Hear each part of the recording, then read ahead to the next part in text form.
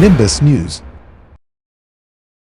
खबर चंदौली जिले के मुगलसराय कोतवाली अंतर्गत औद्योगिक नगर से है। यहां पर परिवहन और खनन विभाग के मनमानी के चलते उद्यमियों को काफी दिक्कत हो रही है। परिवहन विभाग और खनन विभाग के अधिकारी अवैध तरीके से चलने वाले वाहनों को पकड़कर सीज करते हैं और उनको ले जाकर औद्योगिक नगर पुलिस चौकी को सुपुर्द कर खड़ा कर देते हैं, जिसकी वजह से औद्योगिक नगर के उद्यमियों को काफी दिक्कत का सामना करना पड़ रहा है। औद्योगिक नगर स्थित पुलिस चौकी के पास सैकड़ों की तादाद में ट्रकों और अन्य वाहन खड़े रहते हैं, जिसकी वजह से उद्यमियों की गाड़ियां नहीं निकल पाती और अक्सर जाम की स्थिति बनी रहती है।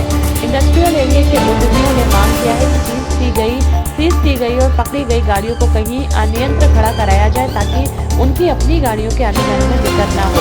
पेश है हमारे क्राइम रिपोर्टर संतोष अग्रणी की एक्सक्लूसिव रिपोर्ट निम्बस न्यूज के साथ।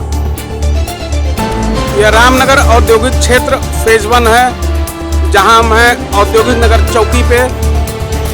यहाँ खनन विभाग एवं परिवहन विभाग के लोगों द्वारा रामनगर में भी जो गाड़ियाँ पकड़ी जा रही हैं उनको लाके यहाँ खड़ी कर दी जा रही है। और औद्योगिक नगर की ये सड़कें हैं जिस पे पूरी आप देख सकते हैं कि बेतरतीब लाइन से ट्रकें, ट्रैक्टर एवं अन्य वाहन जो परिवहन एवं आरटीओ विभाग द्वारा पकड़ी जाती है रामनगर में भी।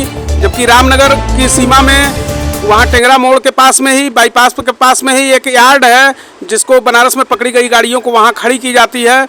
लेकिन यहाँ औद्योगिक क्षेत्र में लाके रामनगर की पकड़ी गई गाड़ियों को औद्योगिक क्षेत्र में लाके क्यों खड़ा किया जाता है, यह प्रश्न और जांच का विषय है। महामंत्री रामनगर इंडस्ट्रियल एसोसिएशन। क्या मामला है राकेश जी, जो गाड़ियाँ खनन विभाग और परिवहन विभाग द्वारा यहाँ खड़ी की जाती हैं?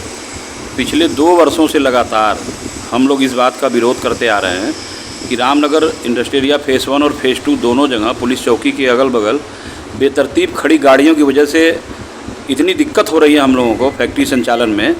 और स्थिति अब तो इतनी भयावह है कि फैक्ट्री के गेट पर गाड़ियां खड़ी करके ये लोग चले जाते हैं। रात में अगर गाड़ी पकड़ते हैं तो सुबह स्टाफ अंदर नहीं जा पाता है और माल आना जाना, गाड़ियां हम लोग को जो डिलीवरी के लिए जाती हैं या जो माल आते हैं वो नहीं आ पाते हैं। फेज 1 किस कोतवाली के अंतर्गत पड़ता है? फेज़ 1 मुगलसराय कोतवाली के अंतर्गत पड़ता है।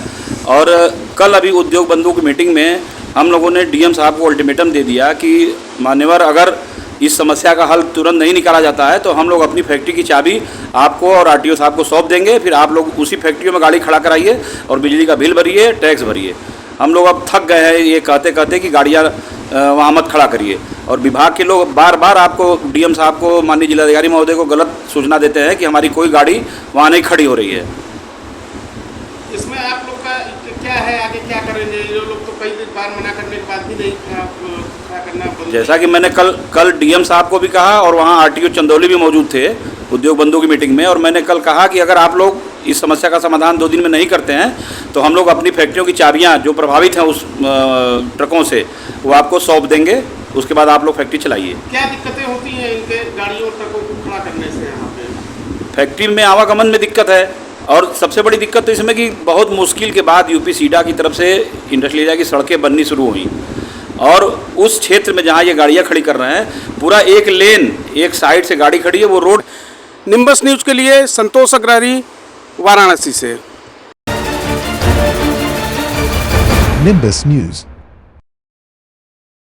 खबर देश की राजनीति की हो या खबर गंगा के किनारे बसी काशी की संस्कृति की, खबर चाहे खेल जगत की हो या मनोरंजन जगत की, हर छोटी बड़ी खबर को हम पहुंचाएंगे आप तक बेबाक और सटीक अंदाज में, क्योंकि हम हैं दूरदर्शी दर्पण, आईना समाज का।